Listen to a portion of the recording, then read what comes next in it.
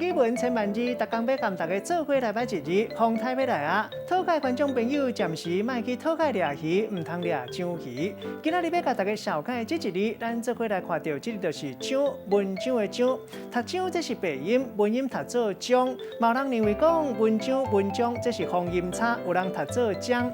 章就是规篇的文字，咱讲文章造章。另外，长篇的文章小说，咱讲章回小说。分做几落篇，会当讲是第一章、第二章。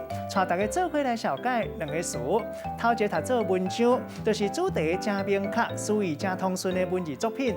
第二个词读做章鱼，真侪人拢惯势读日语塔课，其实伫咧古早的台语字典都有写章鱼，有人写鱼字边的章，有人读做石鸡、石鸡。咱用一句话来举例，甲这两个词夹做伙。譬如讲，这篇专门研究章鱼的文章，互人刊伫咧国际期刊，真做重要的研究文献。今仔日小解这一字章，另外还有一个音读做章，也有音读做章，提供互大家来参考。